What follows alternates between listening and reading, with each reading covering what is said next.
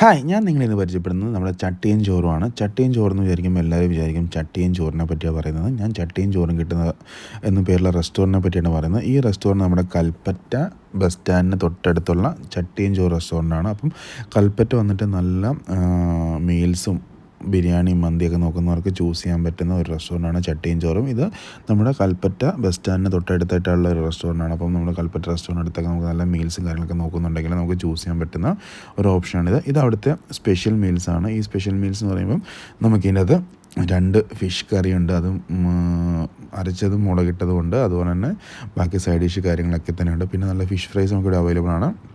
അതുപോലെ കിച്ചടി, അവിയൽ, സാമ്പാർ, തോരൻ, പായസം, അങ്ങനെ നമുക്ക് ഉള്ള ഐറ്റംസ് എല്ലാം കൂടെ കൂട്ടിയുള്ള സ്പെഷ്യൽ താലി മീൽസാണിത്. അപ്പം മീൽസ് ബിരിയാണി, മന്തി, അങ്ങനെ എന്ത് ടൈപ്പ് ഫുഡായാലും കൽപ്പറ്റ ബസ് സ്റ്റാൻഡിനടുത്ത് ചൂസ് ചെയ്യുന്ന ആൾക്കാർക്ക് ചൂസ് ചെയ്യാൻ പറ്റുന്ന നല്ലൊരു ഓപ്ഷനാണ് നമ്മുടെ ചട്ടിയും ചോറും. അപ്പം കൽപ്പറ്റ പോകുന്നവരും കൽപ്പറ്റ റെസ്റ്റോറൻറ്റ് അന്വേഷിക്കുന്നവർക്കൊക്കെ ബസ് സ്റ്റാൻഡിനടുത്ത് ചൂസ് ചെയ്യാൻ പറ്റുന്ന ഒരു ഹോട്ടൽ തന്നെയാണ് നമ്മുടെ ഈ ചട്ടിയും ചോറും. അപ്പം എല്ലാവരും പോയി ഫുഡ് കഴിക്കുക, എന്നിട്ട് മസ്റ്റായിട്ട് അഭിപ്രായങ്ങൾ രേഖപ്പെടുത്തുക. Thank you for watching.